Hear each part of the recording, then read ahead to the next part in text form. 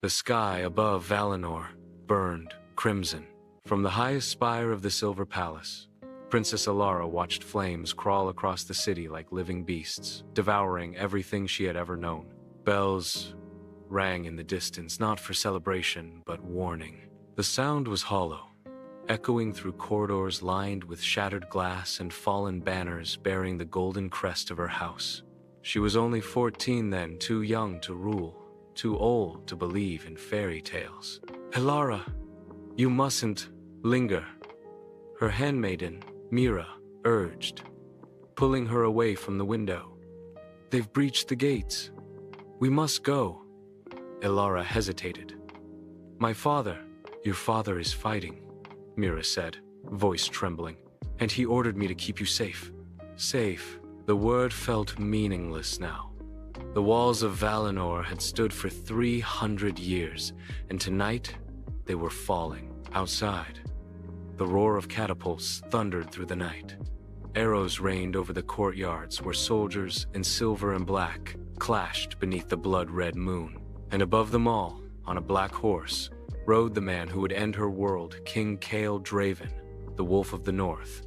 Elara had never seen him before that night, but his name was whispered even in children's lullabies. The monster of Draven, the conqueror, the king who took without mercy. Mira pulled her into the secret passage behind her bedchamber. Cold air rushed over them, carrying the scent of smoke and iron. "Follow the tunnel," Mira said, pressing a silver pendant into Alara's hand.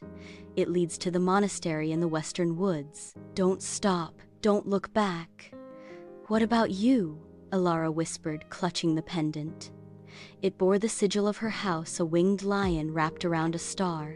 Mira smiled sadly. "Someone must seal the gate behind you." Before Alara could protest, the handmaiden pushed her into the tunnel and slammed the iron door shut. The echo of the lock was the last sound she heard before the palace collapsed above her. Hours later, Elara emerged from the forest, barefoot, blood-streaked, and trembling. Behind her, Valinor was nothing but smoke and silence. A monk found her at dawn, wandering the riverbank. He did not know her name, and she did not tell him, for in that moment, Princess Elara of Valinor ceased to exist. The kingdom would remember only ashes, and her name would fade from history like dust. Years passed, and in a world reshaped by war, where her father's banners were trampled under the iron hooves of Draven's soldiers, the forgotten princess lived quietly, waiting for the day the past would come for her again. That day came when the messenger arrived, bearing a sealed decree from the King of Draven himself. By order of His Majesty, King Cale Draven, the last surviving daughter of Valinor, shall be wed to him, as sign of peace and obedience. The monastery bells tolled at dawn, soft and distant, echoing over the mist-drenched valley. It was the same every morning, the same rhythm, the same peace. For 8 years, Alara had lived by those bells. To the monks, she was simply Sister Ellen, a quiet young woman who copied old manuscripts and tended the herb gardens. They never asked about her past, and she never offered it. It was safer that way. Her hands were ink-stained, her sleeves plain linen, but her eyes, those sharp violet eyes that had once startled courtiers, had not dulled with time. Beneath her calm exterior, something restless lived in her still, like a caged bird waiting for its moment to fly. That morning, she knelt among rows of lavender, cutting stems in silence. The wind carried the faint scent of rain and ash, the kind of scent that always reminded her of home, of the night Valinor burned. She had learned to bury those memories, but some mornings, when the sky burned red with sunrise, she could still hear the screams. "Your thoughts are loud today," came a voice behind her. Elara turned. It was Brother Samuel, the old monk who'd taken her in years ago. His robes were threadbare, his smile gentle. "You're remembering again, aren't you?" Alara managed a faint smile. "You always see too much." "That's the curse of old eyes," he said, crouching beside her. "They see ghosts where there should be peace." She said nothing, Ghosts were all she had left. Samuel reached into his sleeve and drew out a sealed parchment, thick, white, and marked with black wax, bearing a sigil she had prayed never to see again. A black wolf entwined around a sword, the crest of Draven. Elara's heart stilled. What is this? A messenger came before dawn, Samuel said softly. He asked for the daughter of Valinor. Her fingers trembled as she took the parchment. For a long moment, she could not bring herself to break the seal. The wax seemed to stare at her like a watchful eye. Read it, Samuel said gently. Better to face the wind than hide from it. With slow, deliberate care, Elara opened the letter. The words were few, official, cold, carved with authority. Is greater than, by the decree of His Majesty, King Kael of Draven, the surviving daughter of the House of Valinor is summoned to the capital of Draven to fulfill the peace accord established between our realms. The union shall be sealed in marriage within the fortnight. Obedience to this decree shall restore peace and protection to her people. Defiance shall be considered an act of war.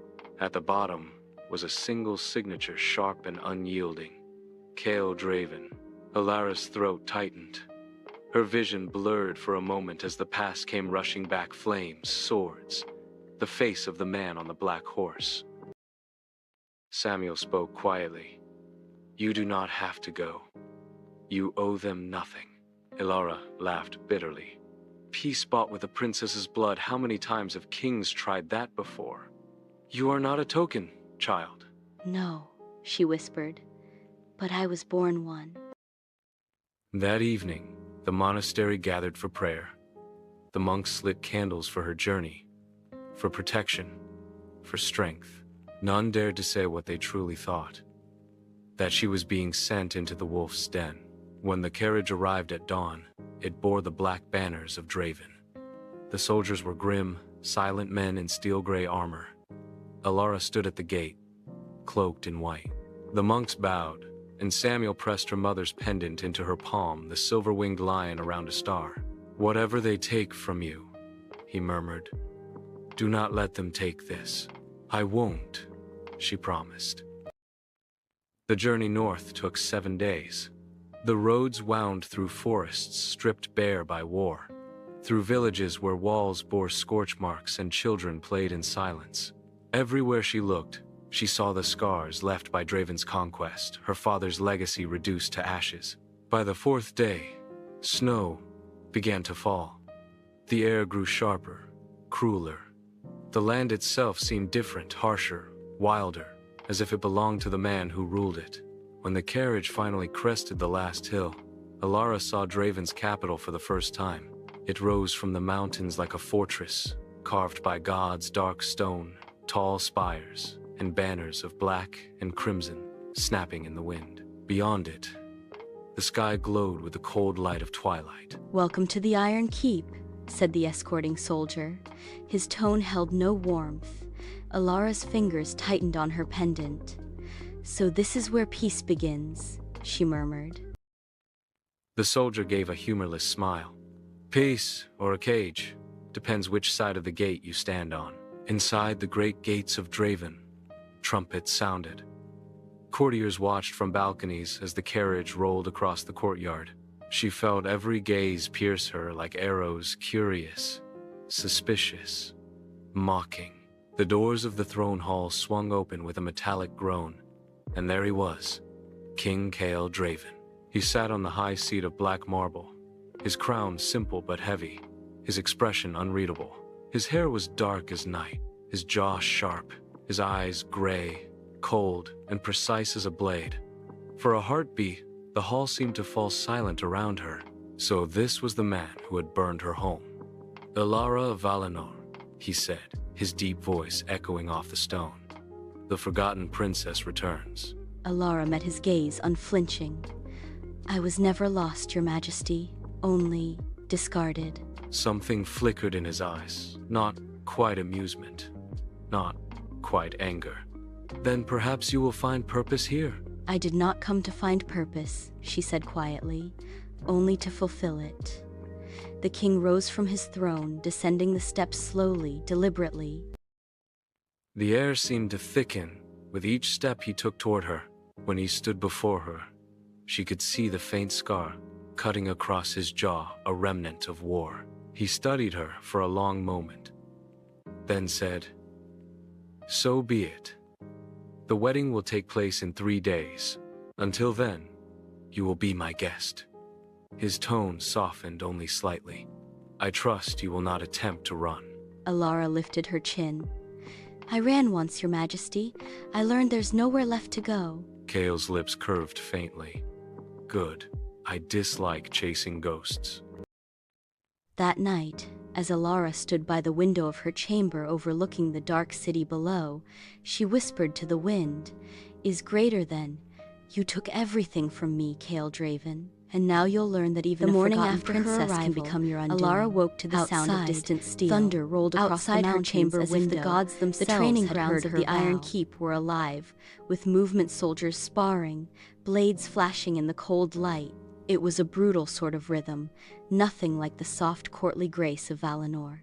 Here, everything was sharp, efficient, and silent. She touched the glass and watched them move, wondering if her father's soldiers had fought with the same determination before they fell. A soft knock broke her thoughts. "Enter," she said. A young maid slipped inside, carrying a folded gown of deep crimson silk. "His Majesty requests that you wear this for the evening council, my lady," the girl said.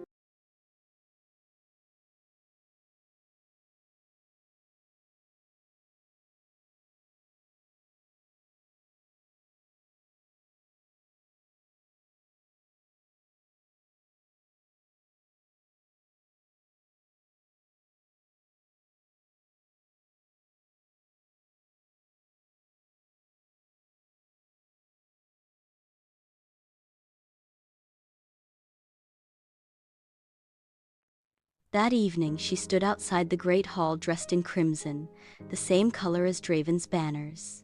The silk felt too heavy, too warm, like she was wearing someone else's skin. When the doors opened, the room fell silent. Every eye turned toward her. The council chamber was vast, a circle of black marble pillars and a long table of ironwood. Around it sat Kale's generals, ministers, and nobles, their expressions ranging from curiosity to contempt. At the far end sat King Kale Draven, his presence commanding without effort. His armor was dark steel, etched with silver wolves. A sword rested at his side, unsheathed, as if he expected the council itself to erupt into battle. "Your Majesty," Alara greeted, her voice steady despite the weight of a dozen stares. "Princess," he replied, gesturing to the empty chair beside him. "Sit." She crossed the hall with quiet poise, aware of how the nobles whispered behind their hands. When she sat, Kale's voice cut through the murmur like a blade. "The council will come to order." They spoke of border patrols, of unrest in the southern provinces, of rebels who still fought under Valinor's fallen banners. Each report tightened the air, until Alara could almost feel the tension humming against her skin. At last, a general tall, scarred, his voice like gravel said, "Forgive me, Your Majesty, but allowing a Valinor princess into this hall is unwise. Her people spill our blood daily. What if she's here to spy?" Alara met the man's gaze before Kale could speak. "If I were here to spy, General, I would hardly choose to sit in the open beside your king." A few muffled laughs rippled down the table. The general's jaw flexed. Kale leaned back in his chair, one brow raised. "You have a tongue, then?" "Only when spoken to," Alara said evenly. "Or challenged." The faintest flicker of amusement ghosted across his lips. "Good. You'll need it." After the council dismissed, Kale lingered by the window overlooking the city. "You handled them well," he said without turning. "You didn't flinch." "I learned long ago that fear invites the first strike," Alara answered. "Your father said that once." His tone softened, unexpectedly. He was not a coward, for all his pride. Alara's fingers tensed around the pendant at her neck. "You knew him?" Kale's gaze flicked to her. "We fought, Princess. On opposite sides of a field painted red. I knew him well enough." "You killed him," she said quietly. The air froze between them. Kale's expression darkened. "War killed him. Don't confuse the hand that held the sword with the fire that forged it." She wanted to hate him gods. She did hate him, but the calm in his eyes made it harder than it should have been. "Why summon me?" she asked finally. "You could have chosen any alliance, any noble bride." Kael turned fully toward her. The fading sunlight caught the scar across his jaw. "Because peace built on paper burns easily," he said. "Peace bound by blood endures. So you mean to chain my blood to yours?" "I mean," he said, stepping closer, "to make certain no one forgets what was lost, to gain this peace least of all you." Their eyes met, and for a heartbeat, the hall felt too small, too heavy with the silence between them. Then Kael looked away. "Your quarters will be guarded," he said. "You may walk the grounds, but not beyond the outer walls. The people of Draven do not yet see you as queen. Do not give them reason to see you as an enemy." Elara inclined her head. "And you, your majesty? Do you see me as an enemy?" Kael's lips curved a slow, dangerous smile. "Not yet." That night, Elara wandered the upper corridors of the keep, her footsteps echoing off cold stone. She found herself before an ancient tapestry, faded, torn, depicting a queen with silver hair and a sword in her hand. Beneath it was a small inscription in the old tongue of Draven. She traced the words with her fingers, whispering the translation. "Is greater than, even the caged bird can sing of freedom." "Beautiful, isn't it?" a voice said behind her. Elara turned sharply. A woman stood there, tall, elegant, eyes like sharpened glass. Her gown was midnight blue, her hair bound in a jeweled crown. Queen Mother Ileana Draven, Kael's mother, the true power behind the throne. Elara bowed. "Your Majesty." Ileana's smile was cold. "So, the forgotten princess returns to the world. I wondered if you'd inherited your mother's beauty. I see you have, and her defiance, too." "You knew my mother?" Elara asked. "Oh, yes. We met once, before the war. She was remarkable. Shame she couldn't survive it." Elara's heart stilled. "You speak as though you know how she died." Ileana's smile deepened. "I know many things, child. Some are better left buried." And with that, she swept past, her perfume lingering like poison in the air. Elara stood motionless long after she was gone, her pulse hammering. For 8 years, she had wondered who killed her mother, why the truth had vanished with her name. Now, in the heart of her enemy's palace, the answers seemed closer than ever.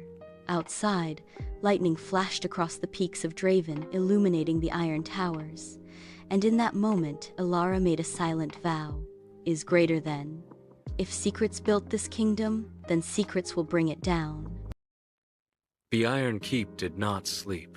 Even long after the torches were lit and the guards changed their watch, Elara could hear the heartbeat of the fortress, the clash of swords from the training yard, the muffled steps of spies in the corridors, the distant hum of wind that carried the scent of snow and steel. In Valinor, the nights had been soft, filled with music, laughter, the rustle of silks.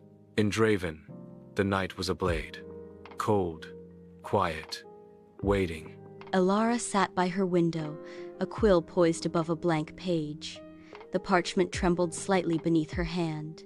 She had started to write a letter that morning to no one and to everyone, a habit she'd picked up in exile. Words she'd never send. Words to keep herself from vanishing completely. "Is greater than. They call me the Peace Bride, but I feel more like a ghost returned to haunt the living. The king I was taught to hate speaks little, yet his silence holds more than threats. I wonder what else lies behind his eyes, mercy or ruin." Her quill hesitated. She had no right to wonder such things, but her thoughts betrayed her all the same. A knock sounded. Before she could answer, the door opened and a guard stepped aside to let Lord Corvin enter Kael's advisor. A man with silver hair and a serpent's smile. My lady, he said smoothly, bowing just enough to be polite. His Majesty requests your presence. At this hour, he has guests. Corvin's smile didn't reach his eyes. It would please the court to see their new queen among them. Queen. The word still tasted like iron on her tongue. She rose, smoothing her gown black velvet this time, heavy and regal. The color of mourning and power both. As she followed Corvin through the torchlit corridors, she wondered if this was how her mother once walked the halls of Valinor before betrayal found her. The banquet hall was filled with nobles, laughter, clinking goblets, low murmurs that stopped as soon as Alara entered. 100 eyes followed her as she descended the marble steps. At the far end of the table, King Kale stood in deep conversation with a group of generals. He looked different in candlelight, less like a conqueror, more like a man carved from shadows. When he turned and saw her, something in his gaze shifted just slightly, like a door opening a fraction. He extended a hand. Join me. The hall seemed to hold its breath. She placed her hand in his cool, steady, and he led her to the high seat beside him. Your court is lively, she said softly. They drink because they fear silence, Kale replied, pouring her a goblet of red wine. Silence leaves room for ghosts. Her lips curved faintly. And what haunts your silence, your majesty? Kale's eyes lifted to hers. The faces of those I couldn't save. The answer unsettled her. She had expected cruelty, arrogance, not regret. Then perhaps, she said carefully, you and I are haunted by the same ghosts. For a heartbeat, something human flickered in his expression before the mask returned. The feast carried on. Music rose low, wild, foreign. Dancers spun in silver masks. The courtiers watched Alara with thin smiles, their whispers curling through the air like smoke. She's a Valinor witch, someone hissed as she passed. I heard she poisoned her own mother, said another. No, the Draven Queen Mother did that. Alara ignored them, but the words lodged deep. She slipped out through a side corridor when the noise became too heavy. The torchlight faded behind her, replaced by the stillness of stone halls. Somewhere distant she heard footsteps. Slow, deliberate. Leaving so soon? Kale's voice came from behind her. I needed air, she said without turning. Your court talks too much. Talk is their weapon. You'll need your own. She turned then. And what would you suggest? He stepped closer, close enough that she could feel the warmth radiating from his armor. Truth, he said simply. They fear what they can't twist. Truth doesn't win wars, she whispered. No, Kale said, but it ends them. For a moment, neither spoke. The torches crackled softly, the world narrowing to the distance between them. Then Kale reached past her, and to her surprise, pressed a hidden latch on the wall. A panel of stone slid aside, revealing a narrow stairway spiraling downward into darkness. Alara blinked. What is this? The old passageways? Kale said. Most of the court doesn't know they exist. If you wish to breathe, or escape their stares, you'll find them useful. She stared at him, unsure if this was a test or a kindness. Why show me this? She asked quietly. Kale's gaze was steady. Because I would rather you walk freely than feel trapped. A caged bird breaks faster than a tamed wolf. Alara almost smiled. And which am I? In your eyes? He hesitated. Neither, he said at last. Perhaps something else entirely. After he left, Alara descended the hidden stairs alone, a candle in hand. The passage smelled of stone and dust. Cobwebs brushed her shoulders, and her footsteps echoed like whispers. The stairway led to an old gallery buried beneath the keep, lined with statues of queens and kings long dead. In the center stood a cracked mirror framed in silver vines. Dust veiled its surface. When she wiped it clean, she froze. Carved into the glass at the base was a single line, faint, nearly erased. Is greater than, to those who seek truth beneath crowns of ash. Beneath it, barely visible, was a sigil, a winged lion wrapped around a star. Her house, her mother's mark. Ilara's pulse quickened. What was a Valinor sigil doing in the heart of Draven's fortress? The candle flickered, and suddenly, she wasn't alone. A shadow shifted behind her, and a voice whispered, "You shouldn't be here, princess." She turned sharply, heart pounding, and saw a man cloaked in black, a blade glinting at his side. His face was hidden by a hood, but his voice carried a strange, familiar edge. "Who are you?" she demanded. "Someone who remembers," he said. "Your mother died for a reason, and this kingdom was built on her blood. Find the truth, or you'll share her fate." Before she could speak, the man stepped backward into the dark and vanished. Ilara stood frozen, the candle trembling in her hand, the mirror reflecting her pale, wide eyes. Is greater than her mother, her death, her blood, here. And for the first time since she'd arrived in Draven, the forgotten princess felt the full weight of the danger she had walked into, and the shadow of a secret that could shatter both kingdoms. Snow fell through the night. By morning, the Iron Keep gleamed beneath a sheet of white, its towers like frozen spears piercing the sky. Ilara barely slept. The words of the hooded stranger echoed in her head, circling like ravens. Is greater than, your mother died for a reason, built on her blood. She couldn't tell whether it was a warning, a threat, or a call. But she knew one thing. The sigil carved on that mirror, her house crest, hidden in Draven's depths, was no coincidence. She left her chamber early, hooded and silent, hoping to avoid the watchful eyes of the Queen Mother's spies. But as she turned a corner, she nearly collided with a tall figure clad in dark armor. Kale. He looked as though he hadn't slept either, his hair unbound, his expression unreadable. For the first time, she saw something human in his fatigue. "Wandering my halls before dawn, princess?" he asked quietly. "That's bold. I couldn't sleep." She met his gaze steadily. "Do your guards report every movement I make?" Kael's lips curved faintly. "Only the ones that lead to forbidden corridors." Her pulse jumped. He knew. "I was lost," she said smoothly. "Your castle has too many doors." He studied her for a long moment. "Be careful where curiosity takes you. The Iron Keep remembers more than it forgives." He turned as if to leave, then paused. "The council will meet at midday. I expect you there." "Of course, Your Majesty," she said, but his eyes lingered a fraction longer than necessary, not with suspicion, but something closer to concern. Then he was gone. By the time she reached the council chamber, the hall buzzed with tension. Reports of rebel attacks had doubled in the last week. Merchants were refusing to pay tribute.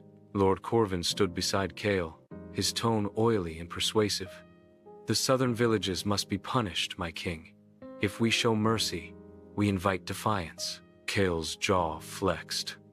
"And if we show brutality, we invite rebellion." The argument turned like a storm, nobles speaking over one another, their words thick with fear and ambition. Ilara watched silently until Kale's gaze met hers across the table. "What say you, princess?" he asked suddenly. "You know rebellion better than most." A ripple of discomfort spread through the room. Ilara's voice was calm, deliberate. "Rebellion doesn't begin with swords, Your Majesty. It begins with hunger and silence. Punish the villages, and you'll have both." Corvin sneered. "Spoken like a traitor. Spoken like someone who remembers the cost of pride," Ilara said evenly. Kael's eyes flickered with something unreadable approval, perhaps. "Enough," he said. "The princess is right. We'll send grain, not soldiers." The nobles erupted in protest, but Kael's glare silenced them. When the meeting ended, Corvin passed Ilara with a look sharp enough to cut glass. She smiled sweetly. "Careful, my lord. That look might be mistaken for admiration." Later that day, Alara slipped away again, this time to the keep's library, a cathedral of stone and silence, its walls lined with books so old their spines had turned to dust. She spent hours searching for any mention of her mother, Queen Seraphine of Valinor, but found only fragments, treaties, old war journals, a few mentions of her beauty and diplomacy. Nothing of her death. Then, hidden behind a shelf of military records, she found a locked chest bearing the same winged lion and star. Her hands trembled. "Locked for a reason," said a voice from behind. Ilara turned and froze. Queen Mother Ileana Draven stood in the doorway, her expression unreadable. She glided forward, each step precise. "You're looking for ghosts again, child." Alara straightened. "I'm looking for truth. Truth is dangerous here." Ileana's smile was thin, especially for a Valinor. "Why?" Ilara asked. "What are you afraid I'll find?" The older woman stopped before her, eyes like ice. "Your mother thought she could change fate. She believed in peace. She believed in him." Alara's pulse jumped. "Him?" But Ileana only smiled. "Ask your husband to be. He remembers her better than you think." And then she was gone, leaving Alara staring at the chest that now felt heavier than iron. That night, Kael found her in the courtyard. The snow had stopped, the air biting and still. He watched her for a moment before speaking. "You were in the library," he said. She met his gaze. "Your mother mentioned my mother's name. She said you knew her." Kael's expression hardened. Seraphine was a diplomat. She came here before the war. She tried to prevent it. "Tried and failed," Ilara said quietly. "No." His eyes darkened. "Tried and was betrayed." Alara's breath caught. "By whom?" Kael hesitated. "By someone close to her. Someone from Valinor." The ground seemed to shift beneath her feet. "That's a lie. Believe what you wish," Kael said. "But don't assume guilt lies only with Draven." He turned to leave, then paused. "Your mother saved my life once, during the siege of the Northern Gate. I owe her a debt I can never repay." Alara's voice was barely a whisper. "Then why burn her kingdom?" Kael faced her fully, and for the first time, she saw real pain behind his eyes. "Because by the time I took up my sword, she was already dead." Alara couldn't sleep. The confession tore through her like glass. Her mother in Draven? Before the war? Saving Kael? What had she been doing here? And who had betrayed her? She rose before dawn and returned to the hidden stair. The candlelight flickered as she descended to the chamber with the mirror. The glass was colder now, the reflection faint. But as she traced the sigil again, her fingers brushed against something sharp, a hidden mechanism. The mirror clicked and shifted, revealing a hollow compartment behind it. Inside lay a single object, a dagger. Its hilt was silver, engraved with the winged lion and star, her house sigil. But the blade bore another symbol intertwined with it, a wolf. The emblem of Draven. 2 houses carved into one weapon. And along the blade, faintly etched in the old tongue, were words that made her blood freeze. "Is greater than, bound by blood, broken by betrayal." Footsteps sounded behind her, heavy, deliberate. Ilara turned and found Kael standing in the doorway, his eyes on the dagger in her hand. For a long, unbearable moment, neither spoke. Then, Kael said quietly, "You shouldn't have found that." Ilara tightened her grip. "Then, tell me what it means." "It means," he said, stepping closer, voice low and dangerous, "that you are not the only one who has ghosts, Ilara." Her name in his mouth was both a warning and a promise. And as the torchlight flickered between them, the air crackled with something sharp and fragile, a truth waiting to be unleashed. The cold torches threw long, trembling shadows on the stone walls. For a long time, Ilara and Kael stood in silence, she gripping the silver dagger, he watching her with the restrained calm of a man at war with himself. Finally, Kael moved. "Put that down before you cut yourself." Ilara didn't. You said my mother was betrayed. Tell me by whom? His jaw tensed. The truth won't bring her peace. It's not peace I'm looking for. A muscle in his cheek twitched. Slowly, he approached her, every step echoing in the hollow chamber. When he spoke again, his voice had lost its command. It was quieter, haunted. Your mother came here under a secret treaty. She believed our kingdoms could unite through marriage. Elara's heart stumbled. Marriage? Between who? Kael's gaze found hers. Between her and my father. The words slammed into her like ice water. That's impossible. It was politics, Kael said. The war was brewing. A union could have stopped it, but someone exposed the negotiations. Your mother was branded a traitor by Valinor and executed on your own border. Elara's breath hitched. That's a lie! My mother died in the siege, burned by your armies. Kael's voice rose. No, Elara. She died before the first sword was drawn. The torchlight flickered violently, throwing light across his face. For the first time, she saw the grief there. Old, raw, buried deep beneath years of steel and command. He stepped closer. When I found her body, she still wore the Valinor crest. My crest was burned into the earth beside her. 2 kingdoms, both claiming justice, both blind to the truth. Elara's hand trembled around the dagger. Then why continue the war? Because by then, it was all either side understood. His voice dropped. And because my mother demanded vengeance. Queen Ileana. Elara saw it now, the cold hatred in that woman's eyes, not just for Valinor, but for Seraphine. She swallowed hard. You said she saved your life. Kael nodded. During the first battle of the North Gate, she could have killed me.